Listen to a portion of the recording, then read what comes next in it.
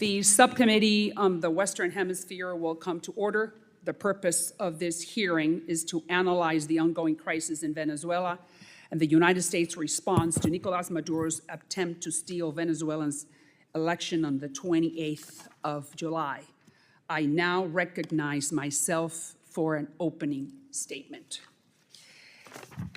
And I need to say that this is one of the most important hearings that I will do, or that I have done in my time in Congress, and the only one, unfortunately, that the United States Congress, including the Senate, will be conducting on the stolen elections in Venezuela.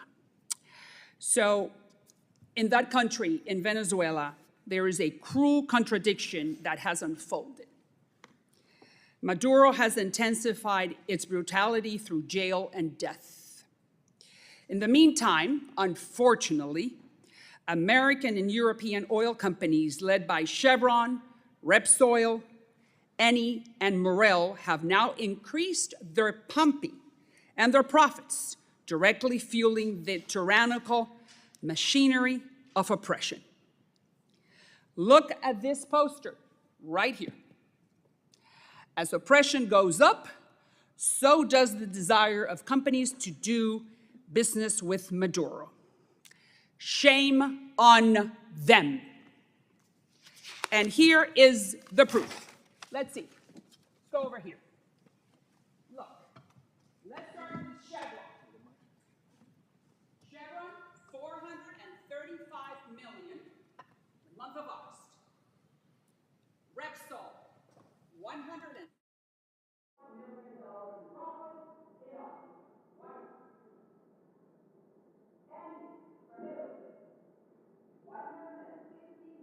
million. And Morel, France, $96 million in profits. I represent the city of Miami. We are pro-capitalism. We are pro-free market economy. I am very much pro-energy sector, making a lot of money. But there are lines you do not cross when profiting from other people's miseries. Since the day of the election, 2,500 Venezuelans have been thrown in jail and a bunch more have been killed. Anyone who opposes Maduro faces a so-called re-education plan at prisons, which in reality are concentration camps by the names of Tocorón and Tocuyito. In other words, as Venezuelan jails are crammed to unprecedented levels, and all these are facts, so are the Maduro coffers, courtesy of American and European companies. Once again, shame on you. Chevron, Repsol, Eni, and Morel, blood is on your hands, and it will be on yours, the Biden administration, and on us, the United States Congress, if we do not act today. We are the United States, regardless of the party.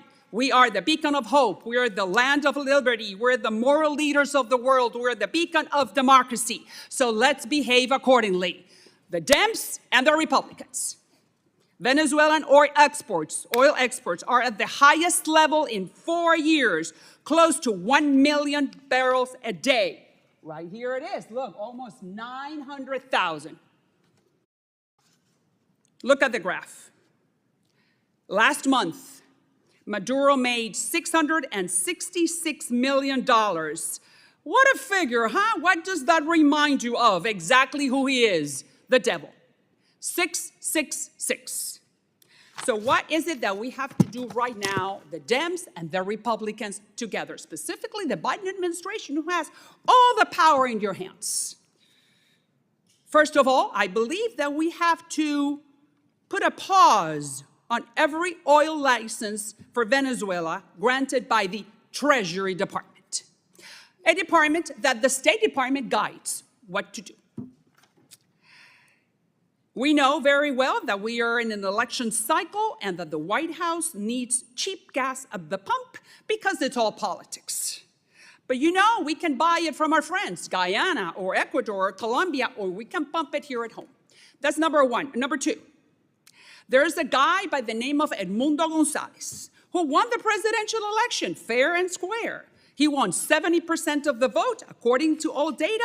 So why don't we recognize him as the legitimate president of Venezuela right now, as you, the Biden administration, accorded in Barbados? Maduro, you hold elections, and we are going to lift the sanctions. We lifted the sanctions, but he did not hold free and fair elections. Number 3, let's confiscate Maduro's buddies' properties. No more Disney World or Broadway, while Maria Corina Machado's supporters are being beaten on the streets and raped in jail. Spain, Argentina, and Panama should be doing the same thing. These assets are fruits of a poisonous tree with roots steeped in suffering. And finally, you know that Nicolás Maduro and Diosdado Cabello are wanted criminals by the FBI. We know it. It's on the website of the State Department website. So the Department of Justice should put a price tag of $25 million on their heads, which is the maximum amount that it's allowed by law. I am sure, distinguished gentlemen, that someone in the Venezuelan armed forces will be highly motivated to put their heads on a silver platter for that amount of money, period. That is what they deserve. If we, the Biden administration and the Republicans, do not fix this mess, we're going to have another 4 million Venezuelans knocking on our southern border tomorrow. They do not want to leave their home. So why don't we help them to stay? By bringing back democracy. Now I'm going to say a few words in Spanish for the Venezuelans who are watching me in Venezuela. Ustedes no están solos. Millones de ustedes en la oposición han hecho una labor titánica al frente de una mujer que es altamente especial y que pasará a la historia venezolana. La dictadura de Maduro se sostiene por el miedo, por lo cual significa que no va a poder sostenerse para siempre. No tiene el apoyo de la gente, ahí lo demostró las elecciones. Caerá y caerá pronto. Sigan de pie, no desfallezcan. Nosotros estamos con ustedes. Now, the chair now recognizes the ranking member, the gentleman from Texas, Mr. Castro, for a statement he may have. Thank you. Thank you, gentlemen, for your testimony today on this very important issue in Latin America. And welcome to our witnesses from the State Department and USAID. Thank you so much for your work. This is a timely hearing on what I believe is one of the most pressing issues in Latin America, at least, the humanitarian and political crisis in Venezuela. First and foremost, let me be clear about the facts. I've said and continue to believe that the July 28th Venezuela elections represent the biggest opportunity for Venezuelan democracy in years. The Biden administration was right to support the Venezuelan opposition's efforts to negotiate the conditions for a competitive election. Nobody expected the elections to be free or fair, and they clearly weren't. The Maduro regime disqualified eligible candidates, intimidated voters, and attempted to manipulate the playing field to ensure his victory. And also, let me be clear, on July 28th, the people of Venezuela, amidst intimidation, threats, and harassment, overwhelmingly voted for Edmundo Gonzalez to be their next president. The regime, knowing it lost, and lost big, refused to release the election results as required by Venezuelan law. And so I know there's been some debate particularly in Venezuela and Latin America, about who has the burden of proof to show they won the election there. It was required by Venezuelan law for the government to release those results, and they did not. Despite this, and due to the brave actions of Venezuelans fighting for their democracy, the official tallies from over 80% of polling sites were released, uploaded online, and verified, clearly demonstrating that Edmundo Gonzalez received enough votes to win.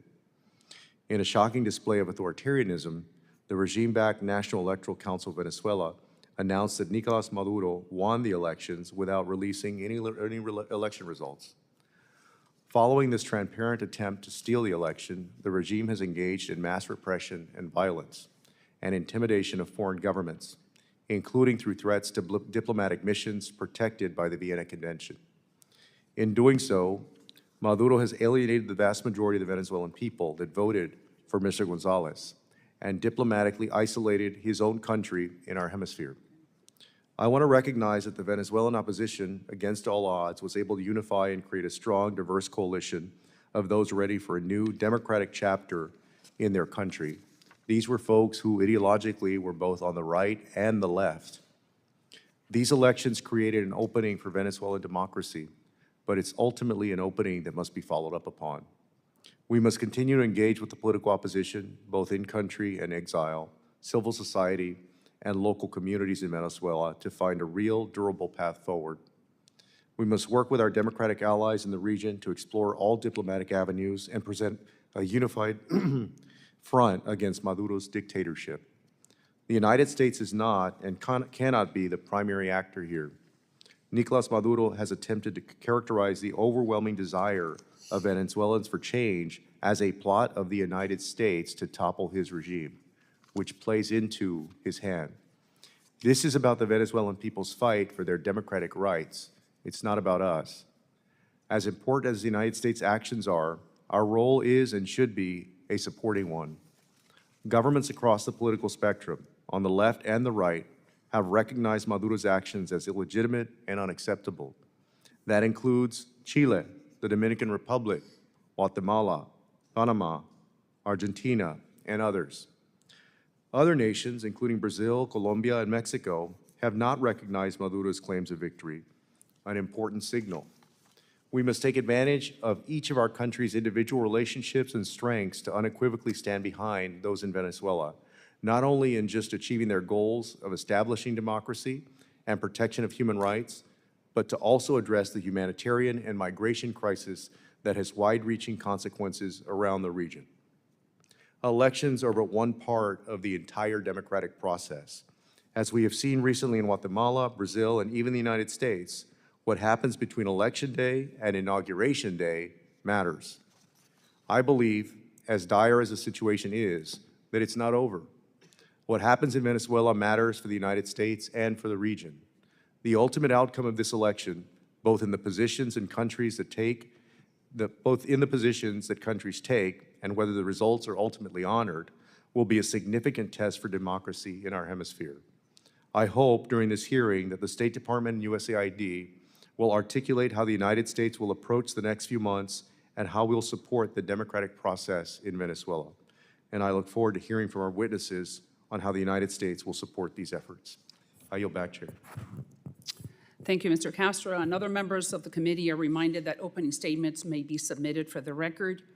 Today, we have witnesses from the State Department and the USAID who cover American interests in South America for the Biden administration. Starting with the Honorable Kevin Sullivan, is the Deputy Assistant Secretary for Brazil, Southern Cone, and the Andean Affairs for the Bureau of Western Hemisphere Affairs at the United States Department of State. And Mr. Enrique Roig is the Deputy Assistant Secretary for the Bureau of Democracy, Human Rights, and Labor at the U.S. Department of State as well. And Mr. Greg Howell is a Senior Deputy Assistant Administrator for the Bureau for Latin America and the Caribbean of the U.S. Agency for International Development. Thank you all for being here. Your full statements will be made part of the record, and I'll ask you to keep your spoken remarks to 5 minutes. I now recognize Ambassador Sullivan for his opening statement. And welcome, sir. Good morning. Chairwoman Salazar, Ranking Member Castro, distinguished members of the subcommittee, thank you for the opportunity to testify today. Could you use the mic, please? Thank you for this opportunity to testify today at this critical moment in Venezuela's history. The U.S. government has remained steadfast in our commitment to support the people of Venezuela in their democratic aspirations. Last October, the Venezuelan Democratic Opposition and representatives of Nicolas Maduro signed the Barbados Agreement, a roadmap for resolving Venezuela's political, economic, and humanitarian crisis by creating the conditions needed to hold competitive and inclusive elections in Venezuela.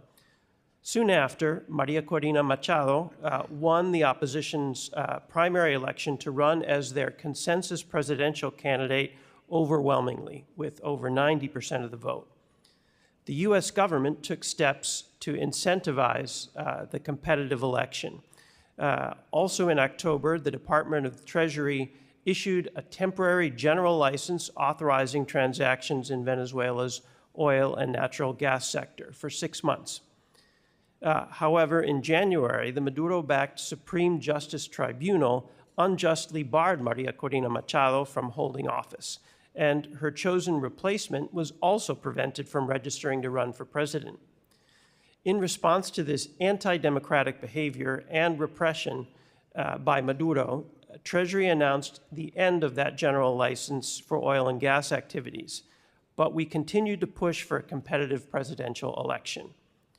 Just prior to the registration deadline, Maduro's National Electoral Commission allowed Edmundo González Urrutia to register as the opposition's consensus candidate.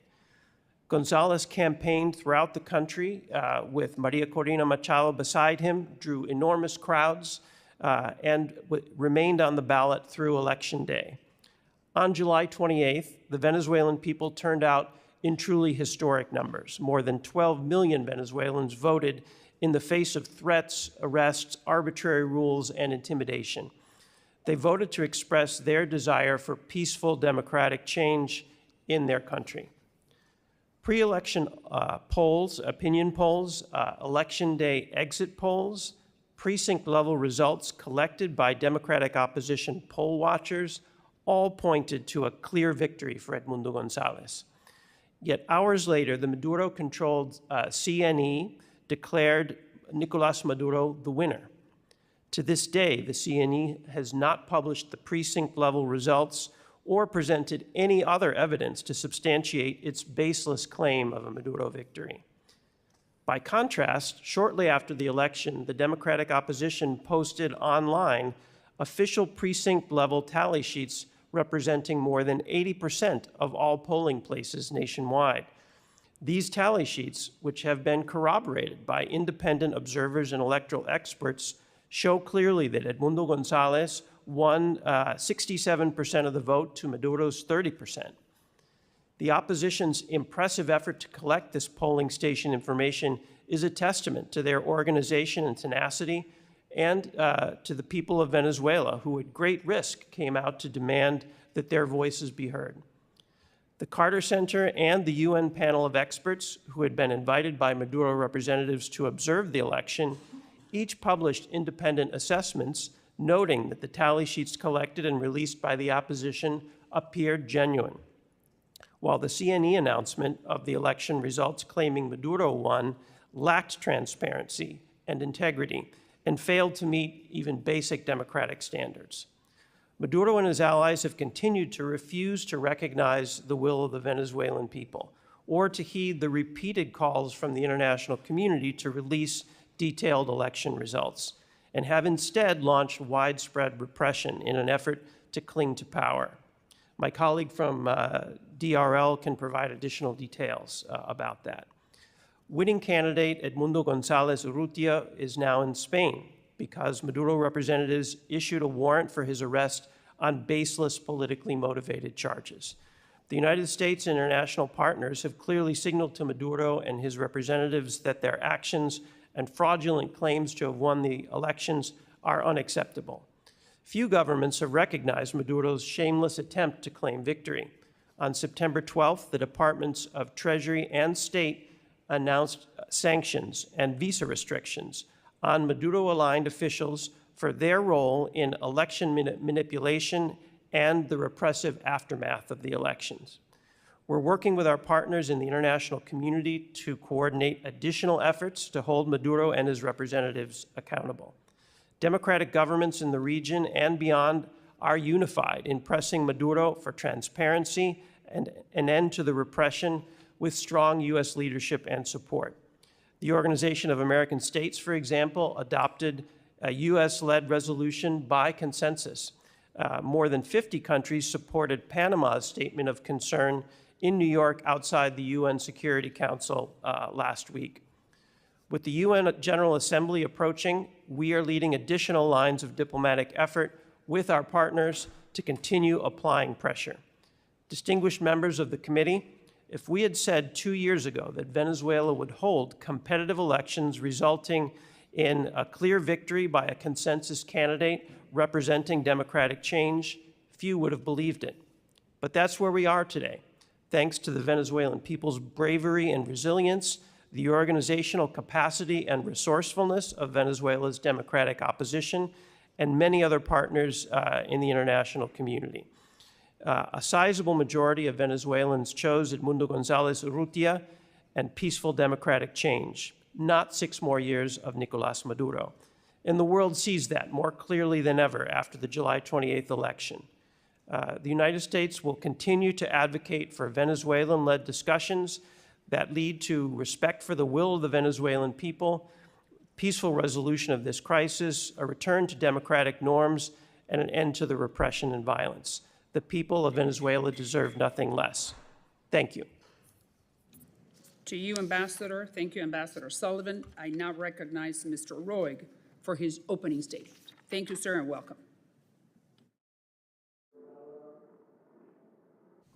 Chairwoman Salazar, Ranking Member Castro, and distinguished members of the subcommittee, thank you for the opportunity to testify before you today about the ongoing human rights violations in Venezuela following the July 28th presidential election. The post-election repression in Venezuela has been both severe and unprecedented in the country's history. Nicolás Maduro's regime has resorted to a campaign of violence and intimidation aimed at suppressing the democratic opposition and the Venezuelan people. As of September 9th, there have been 24 deaths and over 2,000 detentions, including 84 minors, linked directly to the regime's crackdown on those contesting the National Electoral Commission's election results. The daily average number of detained or disappeared is nearly 10 times higher than the pre-election average. Security forces routinely stop citizens to review their WhatsApp messaging chats for potential organizing involvement and deployed an app for Maduro sympathizers to report suspected efforts to assemble. The anti-NGO law passed by Maduro's National Assembly in August, along with revival of the law against fascism, highlight Maduro's intentions to undermine civil society. These laws are designed to make it nearly impossible for NGOs and opposition organizations to operate in Venezuela, limiting their ability to provide services, organize, or campaign freely. The case of CNE Rector Juan Carlos Del Pino is particularly concerning. As one of 2 opposition-aligned CNE members, Del Pino exposed election irregularities, stating the CNE had no evidence Maduro won. He has since gone into hiding, fearing retribution. Edmundo González Urrutia, who won the most votes on July 28th, faces an arrest warrant without legitimate charges and has sought refuge in Spain due to credible threats to his and his family's safety. The Department of State, including the Bureau of Democracy, Human Rights, and Labor, remains deeply committed to supporting the Venezuelan opposition, human rights defenders, and civil society.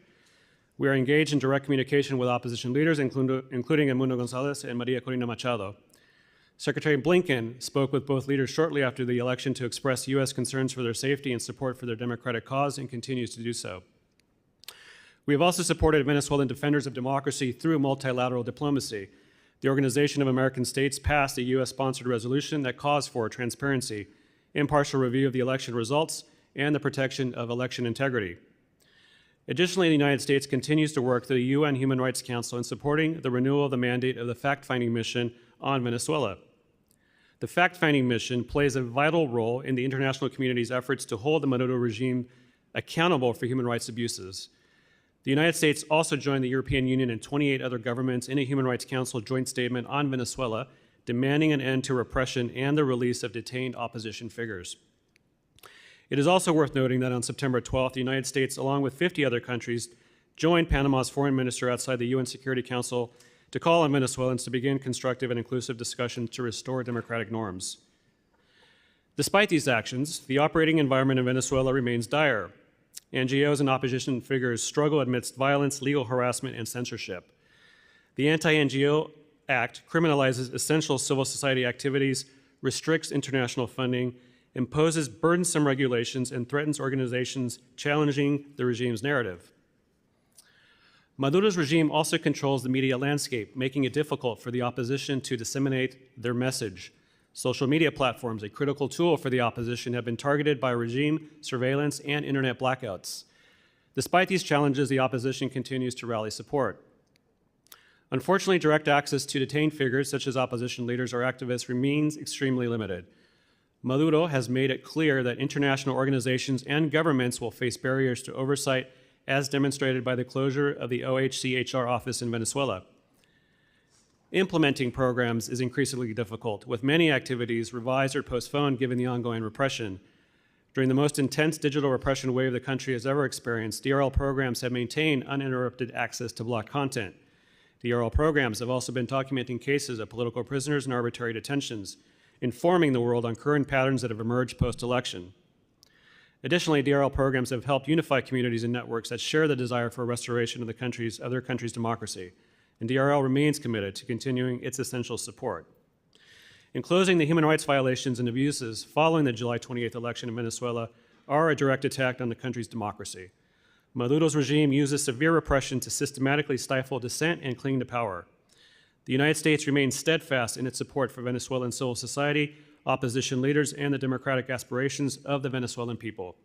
We will continue to work tirelessly with the international community to apply pressure, demand accountability, and support those who are fighting for a free and democratic Venezuela. This is evident from our announcement on September 12th of sanctions and visa restrictions on individuals undermining the electoral process and suppressing the democratic opposition.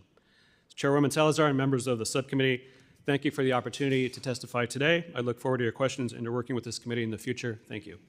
Thank you for being here. Thank you, Mr. Roig. I now recognize Mr. Howell for his opening statement.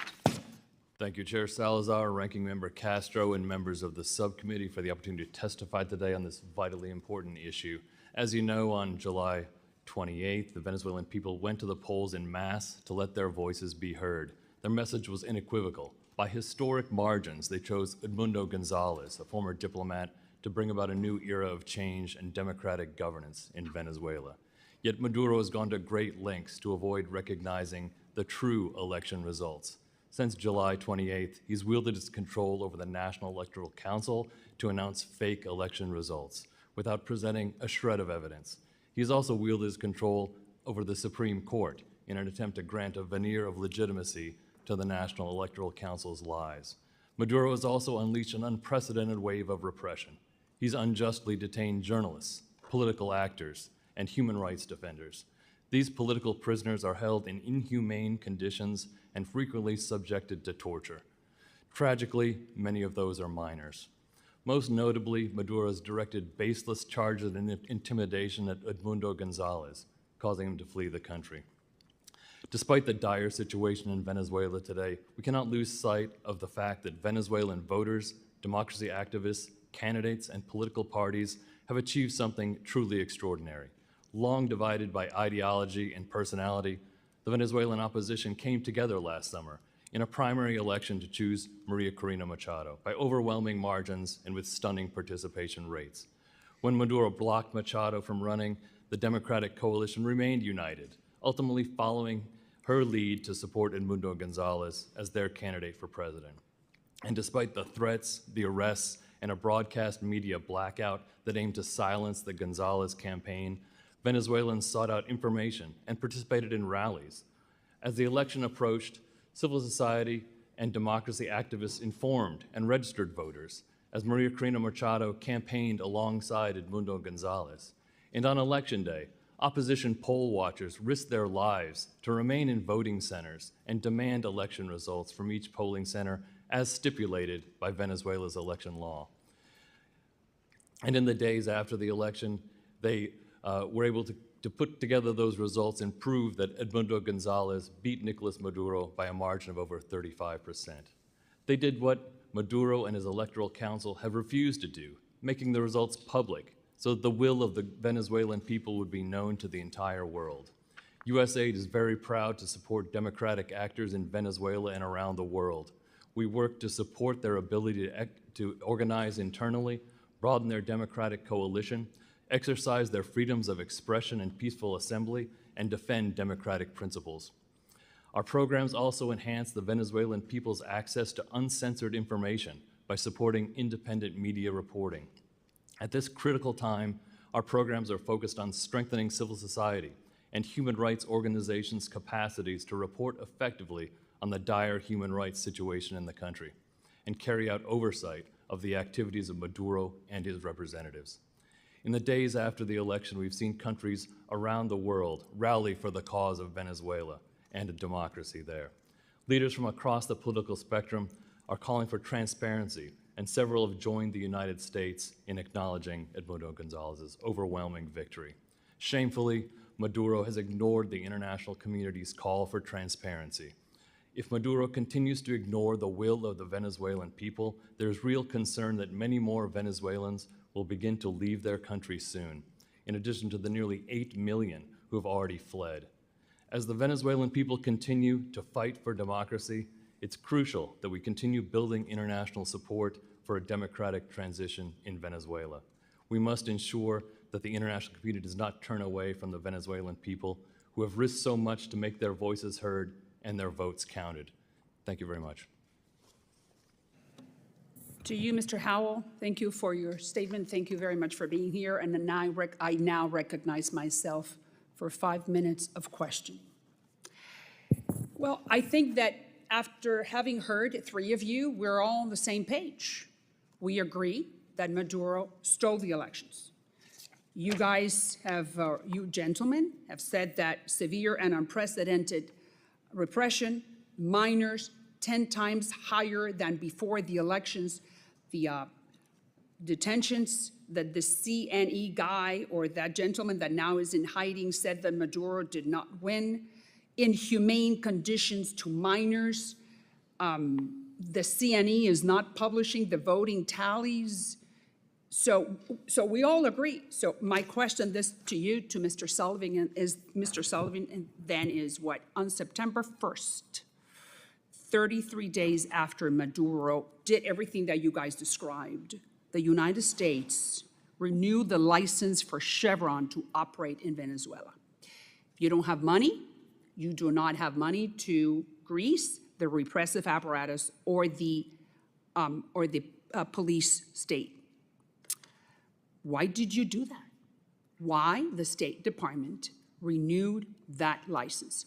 Specific, general, individual. We don't need to go into the words. I just want to know, why did you do that? And do not tell me that Treasury told you, because state dictates and Treasury follows. Thanks for the question, Chairwoman Salazar. As you know, decisions about sanctions are made with interagency consultation. They are taken. The sanctions are administered by the Treasury Department, and they make the announcements on them. State tells Treasury what to do. Do not try to fool me, Mr. Sullivan. We know that the State Department is the one that dictates foreign policy. And if the State Department did not want Chevron and Repsol and the others to have a general or individual or specific, whatever type of license, Treasury would have not granted it. Am I correct? We continue to review our sanctions policy. Yes or no? Why did you, the State Department, renew the license for Chevron, our company, 33 days after Maduro did everything you guys described? There has to be a reason. Did the White House put pressure on you? Did they call and say, hey, we need free, cheap oil? Well, as I mentioned, Chairwoman Salazar, Yes, sir. The U.S. government coordinates on these issues. Treasury administers the licenses, and we continue to review our sanctions policy with respect to Venezuela with a view to advancing our overall objectives of promoting, in this case, a democratic transition. How can you promote a democratic transition if we have agreed that Maduro stole the election? And all we're doing is helping him stay in power and creating another migrant crisis, because the other gentleman, Mr. Roig, just said it. We're talking about 4 million Venezuelans have said publicly that they're going to leave if Maduro stays, because there's no food. because there are no jobs, because they're repressive apparatus. So again, explain to me how come you decided to not only give to Chevron, but to all the others that are just fueling the regime. Tell me. So since the election, as you've seen, the U.S. has been very active with our international partners in developing concerted international pressure in favor of transparency, publication of the You are tally not sheets. answering my question, Mr. Sullivan. Why did you renew the oil licenses for Chevron? Why? So administration of our sanctions policy is something that we do as part of our overall diplomatic strategy in Venezuela. And we continue to review that policy, trying to choose targeted actions that will best contribute to our overall efforts to create conditions for the Venezuelan I peoples to be understand, respected. but you sponsored the Barbados Accords. And the Accords said that you were going to lift sanctions, meaning the State Department, the United States of America was going to lift sanctions if Maduro played by the rules that he signed in Barbados. Maduro, to just explain, did not play, not even by one of the rules. So then why did you give the ability for them to continue making money? So I think you know, Chairwoman, that we, about a week ago, announced additional individual sanctions to hold accountable some of the key officials that were involved with the electoral manipulation that we're talking about, as well as some of the brutal repression that we've detailed in our testimony. That was a way in which we are beginning to hold accountable those associated with Maduro who have been most responsible. And that is fantastic. Those people then cannot leave Venezuela and go to Disney World or go to Broadway or enjoy the fruits of what they stole. I got it, but I'm talking about our oil companies. And not only ours, but you're not answering my question. So I'm going to go to the next one. 50 companies have applied for a Venezuelan oil license. 50. Shell from Netherlands. Did you grant a license? Yes or no? To Shell. I would refer you to OFAC and the Department of Treasury with respect to decisions on Treasury individual- follows state. Did you advise Treasury, yes or no, on Shell? I'm And going to make it easy for you. Shell, ONGC Videsh from India, Amos Global from the United States, Kirui Petroleum from Chinese. Because the thing is that the international community, since they don't want to have a problem with the United States, they come to the United States government and says, hey, could I do business with Venezuela? You will not be upset if I do, right? So that's why we have to grant licenses to other people who are not Americans. So I'm asking again, Chevron and the rest, 50 companies, how many licenses have you granted? And the only reason why I'm doing this is because if you grant a license, Maduro has money and he can beat Maria Corina's supporters on the streets and rape the people in jail. You understand that, right? Money means repression. No money means less repression. Am I right? What am I saying? Where am I wrong? Where do you think I'm wrong? Chairwoman, in terms of specific license applications, I really can't speak to individual decisions on that. What I can tell you I'm only asking you yes or no. What I can tell you is that, first of all, we do consider the revenue that is generated for Maduro as we consider these decisions. We also consider other factors, broader U.S. interests, as well as where we stand in our broader diplomatic efforts in addressing this problem. Sir, don't you understand that Maduro is laughing at us? And we are the leaders. You said, one of you gentlemen, you said we're trying to garner some international support. We are the leaders. If the United States is not at the head, Brazil, Colombia, Peru, the rest are, you know this. I don't have to, I mean, you guys are career diplomats. You're serving the country. You're trying to do your very best. I'm not saying, I'm not passing any judgment. I'm only passing judgment on the decisions that the State Department has taken. And I'm asking you, why? And you haven't answered. Well, you mentioned the diplomatic efforts that we've been engaged in, and the U.S. has taken a leadership role in a number of fora, from the OAS In a to the very UN. weak manner. That's why Maduro is going like that. Well, And we are granting licenses to these people. That's the #1 tool we have. Do you agree with me? We certainly agree that sanctions are an important part of our toolkit, and that's why we have used them most recently on September 12th, as I mentioned, and we have certainly not ruled out additional actions going forward, whether individual or broader sanctions. Those All are right, so I'm things- going to ask again, and then you're not asking me, you're not answering, and I understand your position. We're in a democracy. You're not telling me, you're not giving me any information. Is there any way that there is a conversation in Treasury or in the State Department to make a decision, consider the possibility of putting a pause on any of these licenses? Yes or no? Yes, in the sense that we Good. are always assessing how we can best utilize our sanctions. Do you think that there is a movement within the State Department, starting with Secretary Blinken, to put a pause on any of these licenses and send the message to Maduro, no, my money is, no more money is coming in?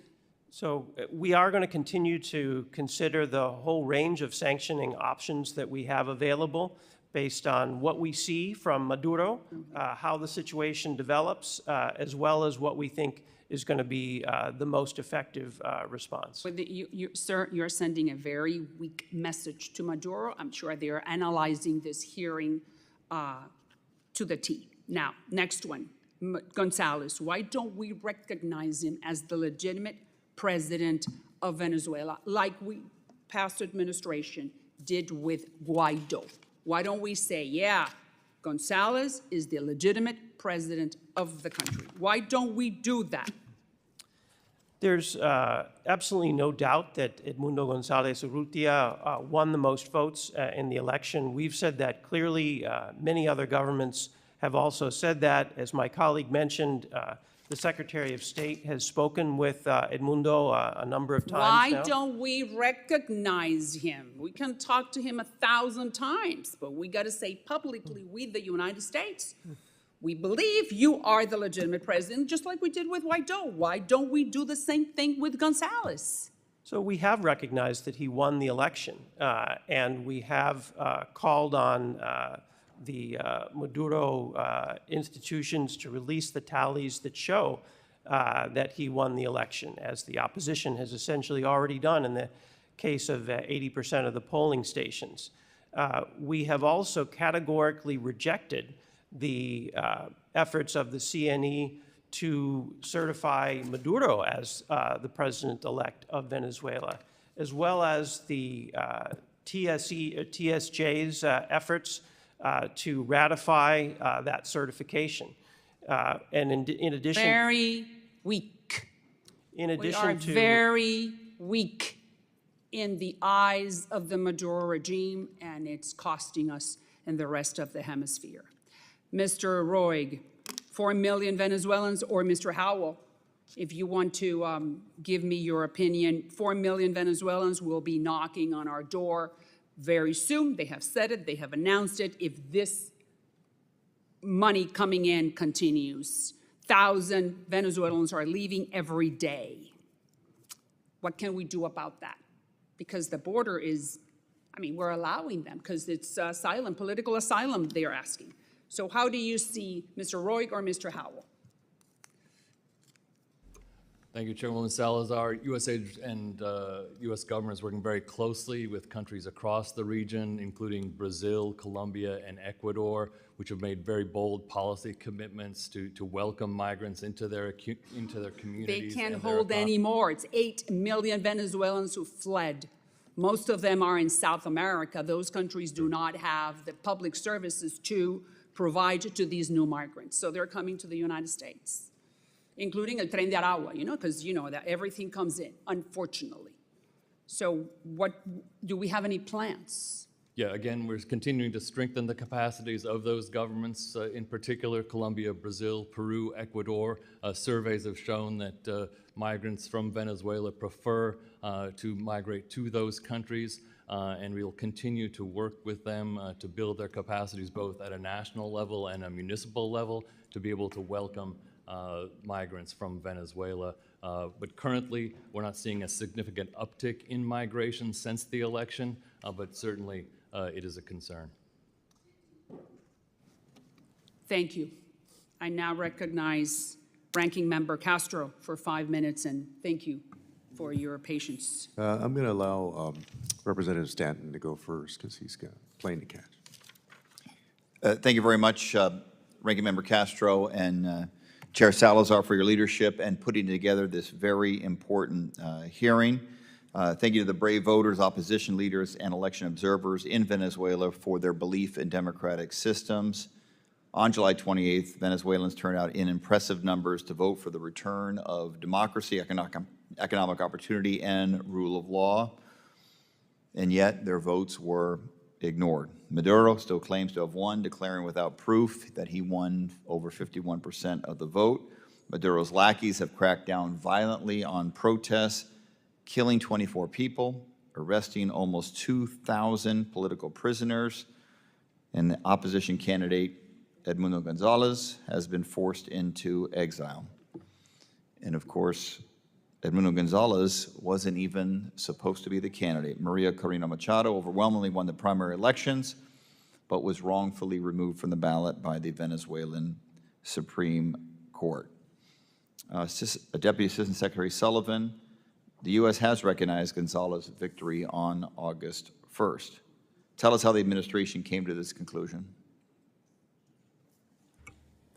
Thanks for your question, Congressman Stanton.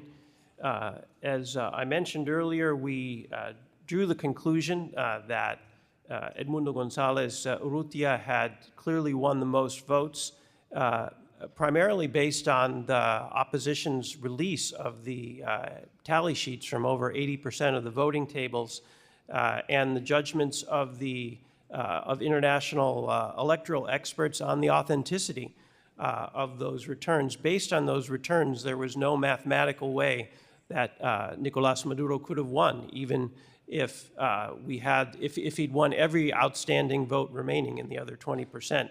It really was an overwhelming election. And at this stage, really the whole world knows that Nicolás Maduro lost that election. I think there's almost unanimity of views on that. The Venezuelan people know he lost. The Venezuelan military knows that he lost. And all over the international community, I think that fact has been recognized. I would note that also the results of the actual election coincided very closely with credible polling prior to the election, as well as exit polling that was conducted on election day. So they're just further indications of that. So really, it's remarkable that we are here now, that that election happened, that the opposition was able to run in it, that they were able to capture the results from that election and present them in a credible way. Our job now in the international community is to support them as they seek to ensure that the will of the Venezuelan people is respected and that the democratic transition that Venezuelans overwhelmingly voted for actually happens. Unfortunately, Brazil, Colombia, Mexico have remained neutral so far, mainly calling for proof of results and suggesting a variety of solutions. Brazil's President Lula suggested that Venezuela hold new elections, and Colombia's President Petro suggested that Maduro and Gonzalez form a coalition government. Deputy Assistant Secretary Sullivan, Brazil, Colombia, and Mexico have tried to act as intermediaries between Maduro and the opposition. Have there been any success in that regard? How do you anticipate that President-elect Claudia Sheinbaum inauguration will change Mexico's focus on Venezuela? She, of course, will be inaugurated October 1st. Are there other countries better positioned to act as intermediaries? Thanks for the question, Congressman. we have really been quite happy with the role that Brazil, Colombia, and Mexico have been willing to play. In many cases, those leaders have had long relationships with Maduro and his associates, but nonetheless, they have recognized that the way that Maduro conducted the election and withheld the election results really is just not democratic and not credible. And they have, number one, called on the Maduro to release those results and to respect them, and have indicated that they would not acknowledge Maduro's election result until and unless he did so. That's really quite an evolution from where those governments might have been a few years ago. And because of that, those longstanding relationships, we've been hopeful that they could play a helpful role in overall international efforts. We believe those efforts are ongoing. We hope that Maduro will take counsel from those leaders about transparency and respect for democratic norms. We are also hopeful that the incoming Mexican president will also maintain those standards. We, of course, have engaged with a much broader range of international partners, both in the region, in the Americas, as well as in Europe and beyond. We've found enormous support for respect for the democratic process in all of those places. So we are hopeful that concerted international pressure will have a positive effect, and we'll continue to work with any countries who can help promote a Venezuelan-led dialogue that can get us to a peaceful democratic transition. Thank you very much. Ranking Member, thank you for your professional courtesy. Thanks to you, Representative Stanton. Now we are going to give the time to Representative Green from Tennessee. Thank you. Thank you, Madam Chairman. The crisis in Venezuela is tragic. Millions of citizens disenfranchised, nearly 2,000 are imprisoned, including children. Dozens have been killed protesting the violation of their rights, all while the government issues this constant stream of lies and propaganda. But it's really not new. It's all too familiar. The methods of repression that we've seen in Venezuela in recent weeks are textbook Cuban tactics for crushing dissent, terrorizing people. And it's hardly surprising to those of us who've been paying attention. The expansive Cuban presence in Venezuela answers a lot of questions about the nature and intentions of the Maduro regime. Back in 2021, under the Trump administration, the State Department reported, and I quote, "The Cuban intelligence and security apparatus has infiltrated Venezuela's security and military forces, assisting Nicolas Maduro to maintain his stronghold over his people while allowing terrorist organizations to operate freely." As Maria Corina Machado said in a recent interview, and again I quote, "We have known for a long time that Cuba has had a terrible impact in multiple areas, in methods of repression, persecution, espionage, and torture. And we've seen truly heartless things in recent days. But not only are these tyrannical tactics similar, the U.S. response to them is also strikingly familiar. Just as Democrats turned a blind eye to the Cuban repression and the Biden-Harris administration relieves pressure on the Cuban government, so too are we seeing the same thing happening with our diplomatic relations with Venezuela. Despite the Trump administration's refusing to recognize the fraudulent Maduro regime in 2019, along with the EU and 14 other countries in the Western Hemisphere, the Biden and Harris administration decided to change course and bring the Maduro regime back into the fold. From releasing a criminal and high-ranking Maduro ally to providing sanctions relief leading up to the stolen election, this administration paved the road on which Venezuelans and their rights were trampled by Nicolas Maduro. Evil flourishes in the absence of strength. Given the abject failure of this administration to maintain strength and diplomacy with both Cuba and Venezuela, my question is this: what is the administration planning to do or say about the malign Cuban influence in Venezuela that is helping Maduro in his refusal to accept the will of the Venezuelan people and terrorize those demanding respect for their vote? And I'll go with you, Ambassador Sullivan. Thank you, Congressman. I would say that certainly we've all been horrified by the increasing repression we've seen in Venezuela, particularly since the electoral result. My colleagues have detailed some of the really disturbing aspects of that, including the targeting of minors in some cases. These are... Yeah, you don't have to go back over the horrible things that have happened to consume time. Just tell me, first, let me just ask this. Is Maduro being helped by Cuba to stay in power?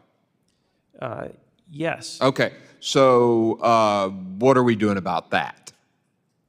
So you mentioned some of the reports and assessments that the U.S. government has done in the past on Cuban involvement in Venezuela. We have not seen recent specific information on that in terms of their involvement in recent days, but it's something we're continuing to monitor and can address when we have a clear case. You're avoiding the question, or the answer to the question. I mean, you're doing more research, got it. You're digging more in to figure out their degree of involvement. I'll be happy What are to- we doing to stop it? I'll be happy to take your question back, and we'll provide you with additional information. Okay. How has, again, to you, and I think your title isn't, it's Deputy Secretary, right? Deputy Assistant Secretary. Yes, Deputy Assistant Secretary. My apologies for that. How has the Maduro regime's, crackdown and corruption and all this pushed immigration into the United States? Well, Maduro's misrule over the last several years has resulted in the outflow of over 7 million Venezuelans. Some of them have left because of direct political repression, others because of the economic failures of Maduro. In any case, they're all really related to the way Maduro has run Venezuela over the last several years. We've seen over the last couple of years in particular a heightened outflow. My colleague Greg Howell talked about some of the efforts we've undertaken with others in the region to help the whole region cope with the impact of those outflows. Do you know how many people have come across from Venezuela, flown from Venezuela to the United States as a part of this program that the DHS Secretary has put together to just bring people from rogue regimes into the United States? Can you get me that number if you don't have that number? I can take your question back about the number of Venezuelans who've participated in what I think you're referring to the increased lawful pathways that well, it wasn't lawful. Even the administration admitted that that new program violated laws. So the flights that I'm talking about into the interior of the United States from Venezuela, I'd like the number from what state thinks it is. And if you can get that to me in writing later. Okay, we'll take that question back. Thanks. I yield. Thank you, Representative Green. Now I recognize Ranking Member Castro from Texas. Thank you, Chairwoman. A few things first. I don't envy your work. We participated also determining when sanctions are appropriate and how narrow or how broad those sanctions should be, which individuals to sanction or which sectors to sanction. It really is walking a tightrope. I've supported Venezuelan sanctions in the past and am willing to look at more sanctions.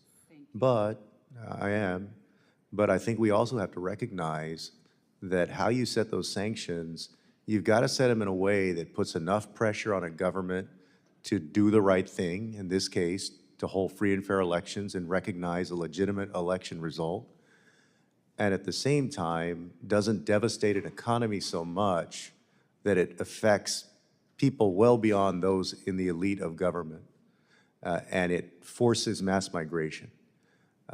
Look, I agree with the chairwoman that I think there are a lot of Venezuelans who have said and who will leave if Maduro is there for another 2, 3 years, 4 years, whatever it may be. But there will also be a lot of people who will leave if there are sanctions that are put on so harshly that you essentially starve the country and people have no choice but to go.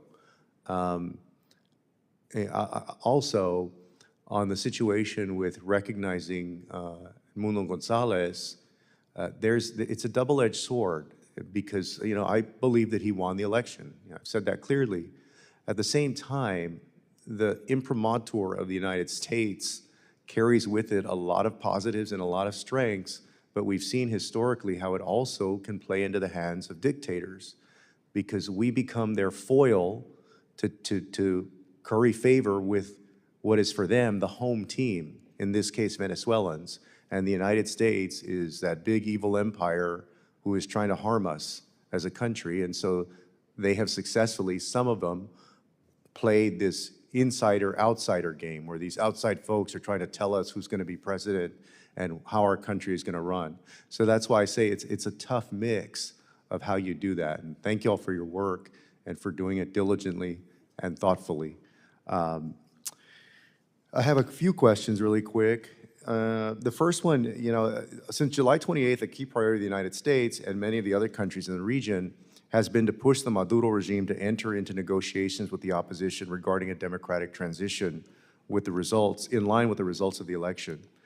The Maduro regime has broken ties with a number of countries that recognize Edmundo Gonzalez's victory and has diplomatically isolated itself.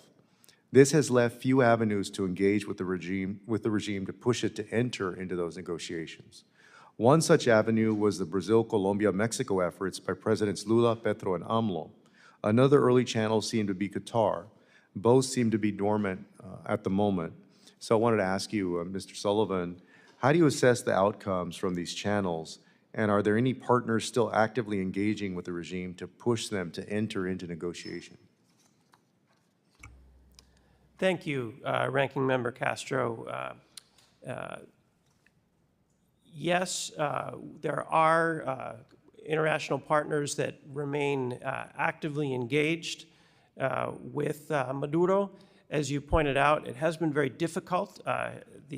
Maduro and his representatives have really been focused much more on repression and denial since the election. And that's hard for anyone to deal with, whether it's the United States or Brazil. But we have remained in contact with the countries you mentioned, Brazil, Colombia, Mexico, Qatar as well, and of course, many of our other partners around the Americas and Europe.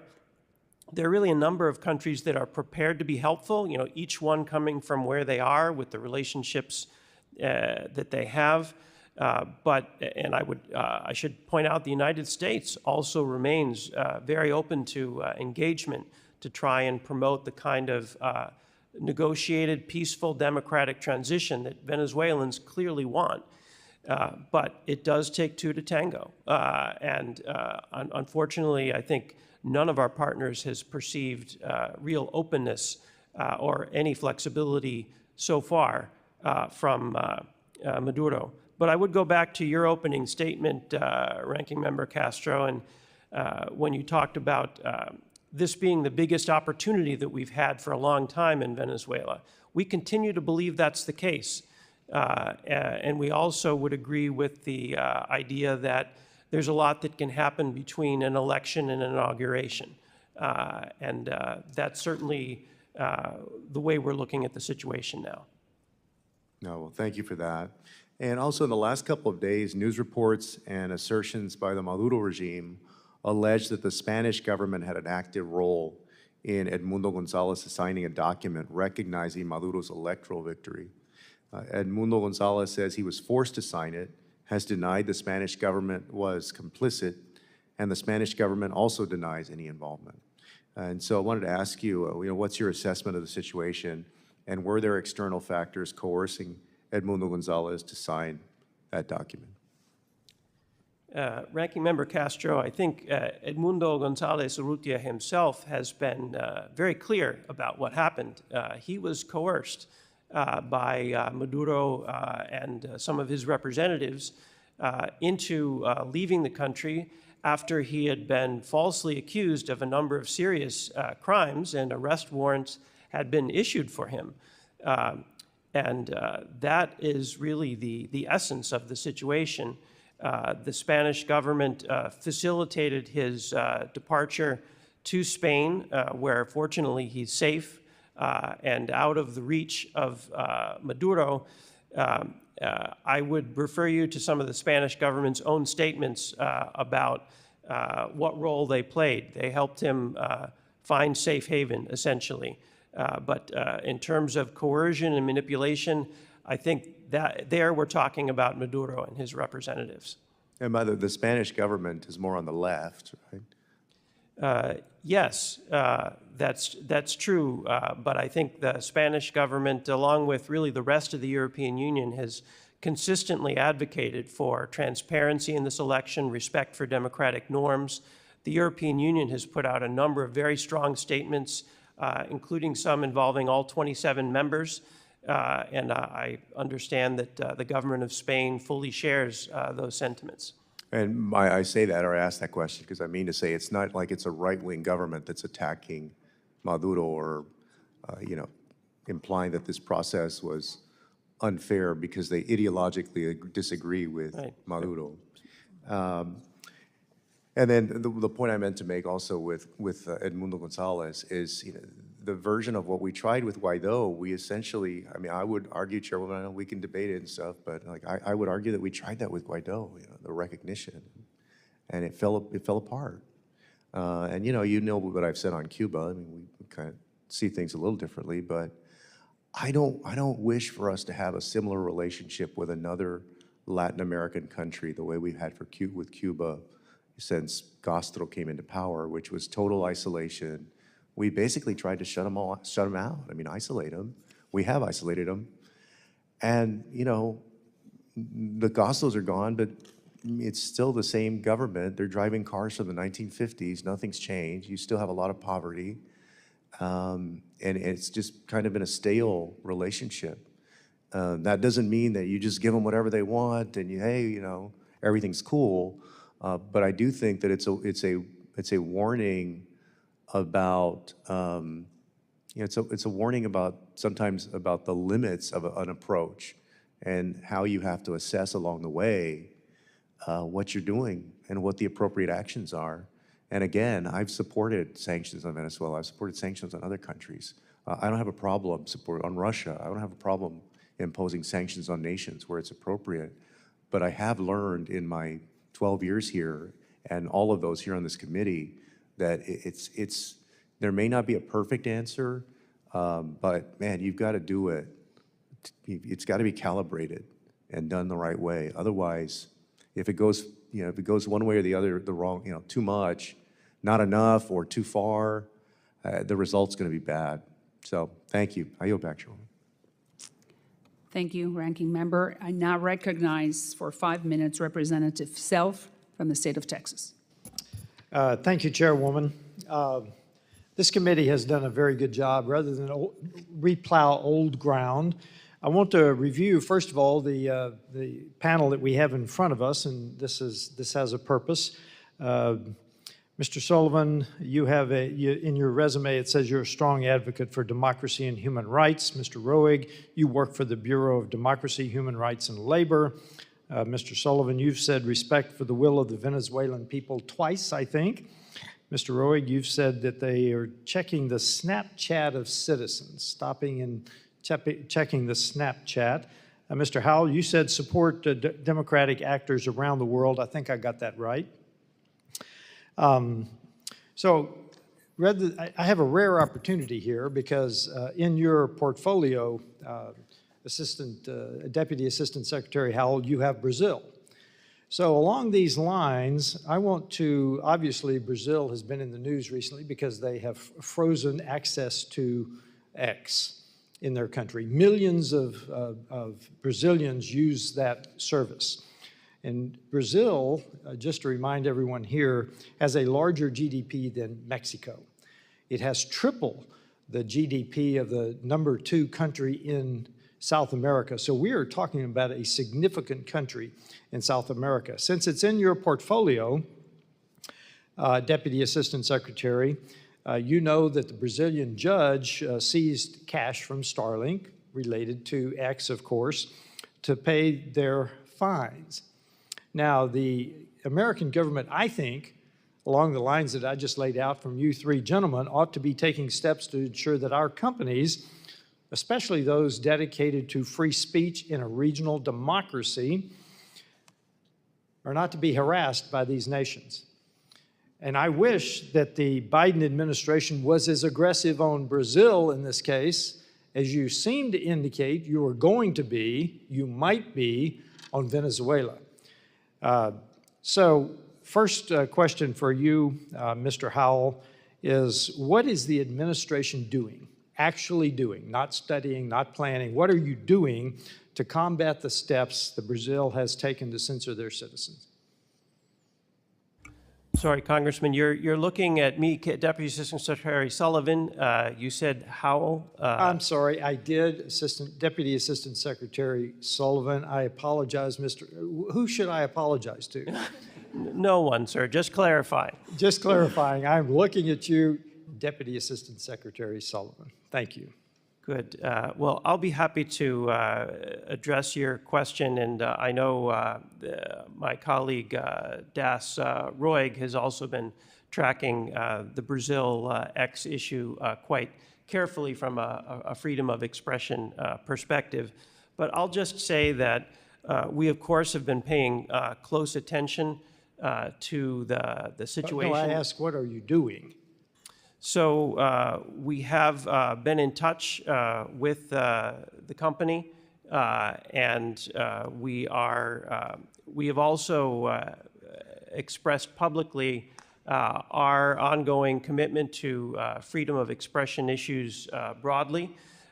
We have not commented on the specific legal matters because that's not something that we typically do in a case like Brazil. Okay, very good. The Department of State gives $160 million a year to something called Sept.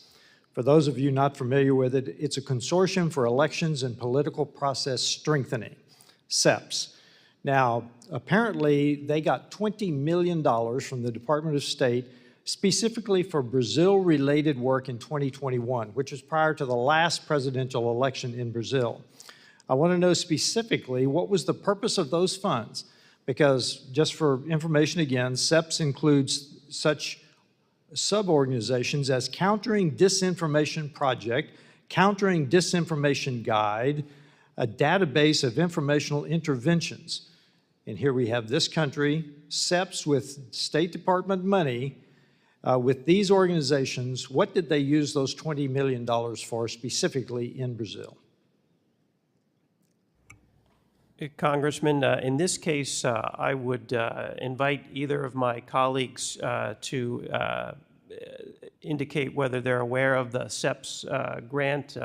We do similar grants sometimes through DRL and sometimes through USAID. I'm about to run out of time, so I'm going to submit that for response in writing. We'll be happy to get back to you on that. And if I may, Chairwoman, one more point. I will also be asking you about the two warships that Brazil's president gave material support to recently, and the Macron is the one I'm most concerned about. It has been renovated into a sea base to include the possibility of Iranian special forces deploying around the world, in this case, in Brazil. I'm very concerned about that. I'll be submitting that question for a response as well. Madam Chair, I yield back. Thank you, Representative Self. Now I recognize for 5 minutes Representative Kamlager Dove from the state of California. Thank you, Madam Chair. Thank you for hosting this hearing, and I hope that we can have one similar to this on the issue of Haiti, given the turmoil that's going on in that country and the fact that Haitians are under siege here and abroad. The elections in Venezuela were one of the most impressive exercises of democratic participation that I have seen since joining this committee. In the face of incredible repression and intimidation, the people of Venezuela came out in full force to deliver a resounding verdict against Maduro's authoritarianism. And I want to point out that after 6 years of political stagnation and a worsening humanitarian crisis in Venezuela, it was diplomacy that created an opportunity for Venezuelans to make their voices heard and have agency in their country's future. I also want to say it was diplomacy that brought home 10 Americans, including one of my constituents. And talking points are just that until it's somebody's child. And I prayed regularly with my constituent's father to have him come home. So if there's going to be an alternative outcome for Venezuela, it is going to have to include intensive diplomacy in concert with our regional partners. Deputy Assistant Secretary Sullivan, there's been a lot of discussion about sticks. What are the carrots that are on the table? And is the United States prepared to consider sanctions, relief, or lifting of indictments or other forms of support for officials who have exercised courage and have respected the outcome of Venezuela's elections? Thanks very much for your question, Congresswoman, and I really appreciate your highlighting the important role that diplomacy played in helping us get to competitive elections in Venezuela, as well as releasing the wrongfully detained Americans last year. We were all very happy to be part of that. In terms of sanctions relief and carrots in general in this situation, we have indicated that we are prepared to look at sanctions relief of all kinds if the Venezuelan democratic process proceeds, if the will of the people is respected. I think that's clear.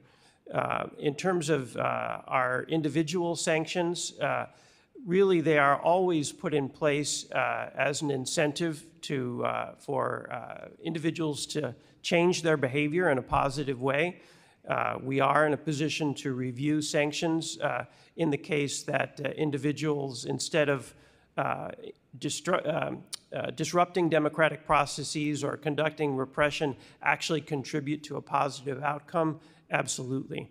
I would also highlight that in terms of carrots, really what all of us are looking for is a peaceful democratic transition and as Edmundo Gonzalez, the winner of the presidential election, has said, national reconciliation. I think he has talked, along with Maria Corina Machado, about building a Venezuela for all Venezuelans, that all Venezuelans where they can feel comfortable, where they can go on with their lives, and where people can leave behind the terrible crisis and strife that have gripped the country for years now.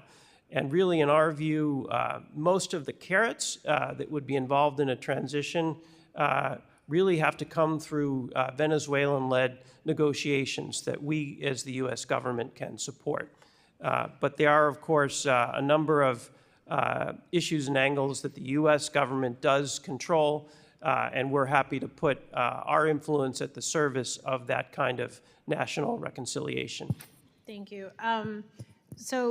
Das Roig, I think the fact that Brazil has allowed Argentina to operate under its flag is a really big deal.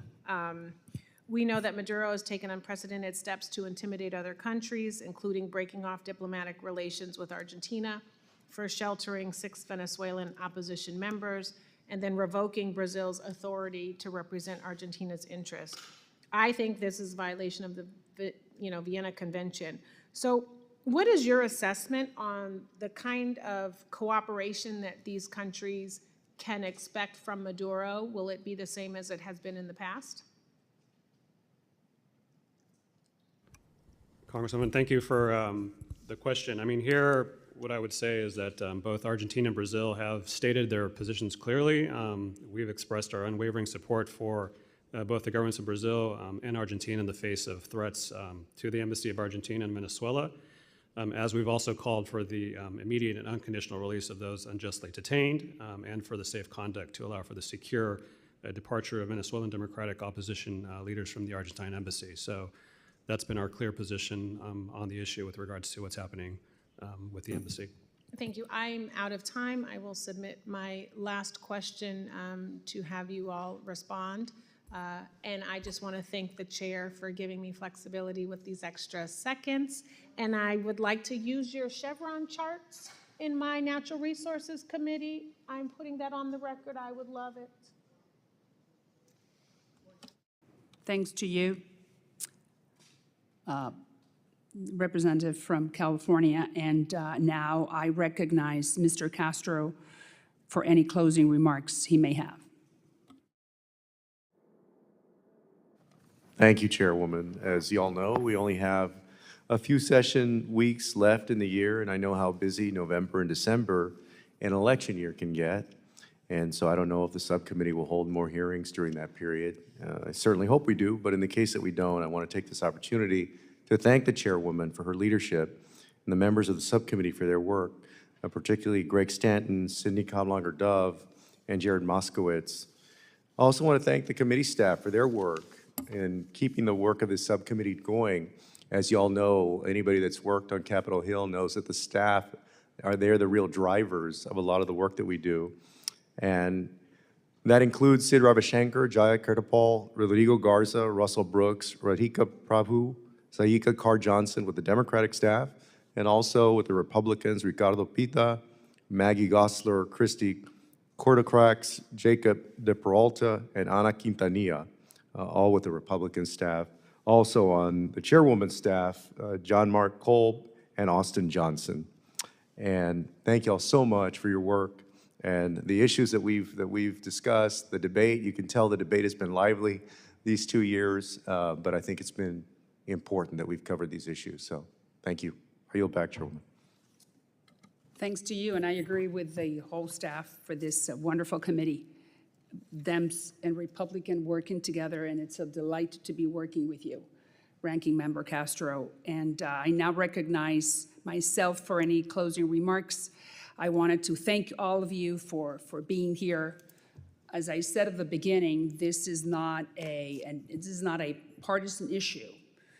This is an issue that is of high regard and extremely important for Democrats and for Republicans, because we all want democracy, freedom, free market economy, and have a prosperous hemisphere. Before I mention or I express my closing remarks, I have one more question, which I just would like you to confirm, Ambassador Sullivan. We have reports that between October 2023 and May of 2024, Maduro's coffers received between $1.1 and $1.5 billion because of the sanctions allowed by the United States government. Could you confirm that figure? Chairwoman, thanks for the question. We can't confirm a particular figure. There have been a variety of estimates of the revenues that Maduro has received. There are some commercially available, but I can't confirm any particular number today. Could you share the numbers that you feel comfortable with? Because you need to, I mean, I'm sure that you have tallies of how much the Maduro regime is receiving because of our concessions. I'll take that question back. So if you can next week, we would like to see if we can gather that information from the State Department, if that it's possible. Sure, we'll get back to you. My closing remarks are extremely sad. I'm very worried. The Biden administration has not done what it committed to, which was to follow the Barbados Accords. If Maduro followed what was agreed on and committed to, which was to respect the results of free and fair elections in Venezuela on July 28th. It was very clear that we were going to lift the sanctions, but if he did not, then the sanctions were going to be reimposed. And that did not happen. And that is highly disappointing, very disappointing. The Democrats, unfortunately, and you know I'm one of the most bipartisan members of the United States Congress, the Biden-Harris administration have not been present, and they have not helped the millions of Venezuelans who voted against the Maduro regime. And there was an agreement, the Barbados Accords, and we, the United States, we did not follow it. And that is highly disappointing. because I would have wanted the Biden-Harris administration to step up to the plate and help Maria Corina Machado. I would have been the first one saying, bravo, Mr. President, but he did not. So if Maria Corina Machado goes to jail, it's clearly on the Biden administration. And I want to leave that on the record because Edmundo Gonzalez left. She is the last man standing. Do you agree with me? Congresswoman, Chairwoman, we have great respect for the incredible bravery and work of Maria Corina Machado. We are very closely tracking her welfare and will continue to do so as this situation unfolds. We remain in close contact with her. Thank you. I thank the witnesses for their valuable testimony and the members for their questions. The members of the subcommittee may have some additional questions for the witnesses, and we will ask you to respond to those questions in writing. Pursuant to committee rules, all members may have 5 days to submit statements, questions, and extraneous materials for the record, subject to the length limitations. Without objection, the committee stands adjourned, and thanks again for being here.